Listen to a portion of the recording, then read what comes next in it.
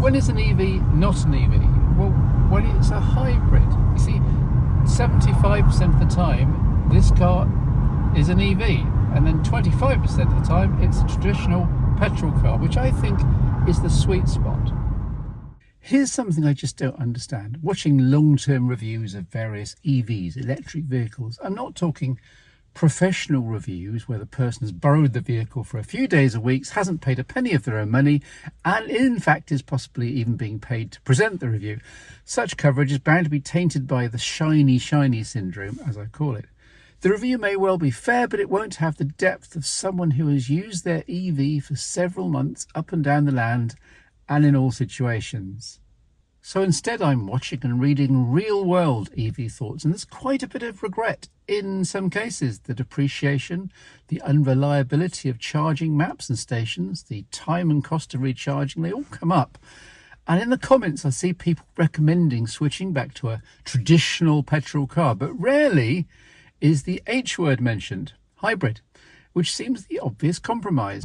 After all, around town and when coasting, this hybrid is indistinguishable from an EV. The 1 kilowatt-hour battery is basically powering things silently and emission-free.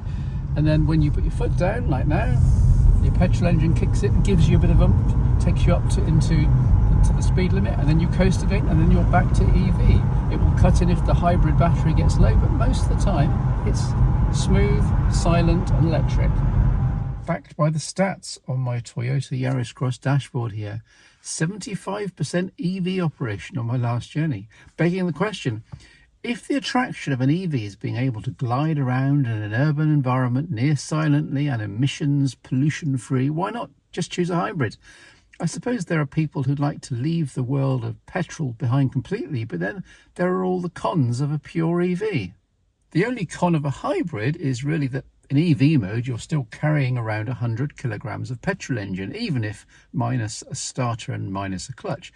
But then EV batteries weigh 5 times as much, about 500 kilograms, and you're lugging those cells around even if the charge state is near empty. Speaking of which, I can't help bring up EV battery degradation again. I got some stick in the comments for a previous video for saying that an EV battery pack is degraded after between 5 and 7 years.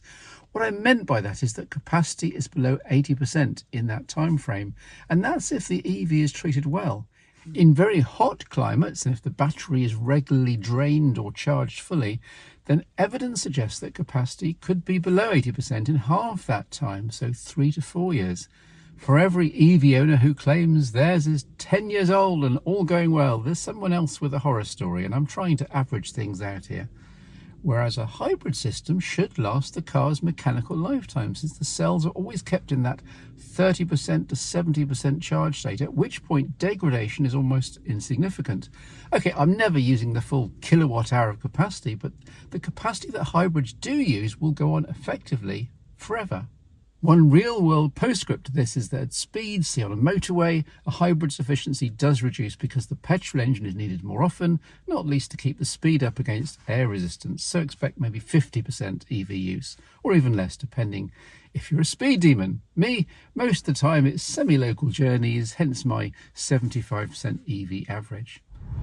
So yes, my hybrid is an electric vehicle too, at least 75% of the time. I wonder if there are any stats for EV owners switching not to combustion engine cars but to hybrids.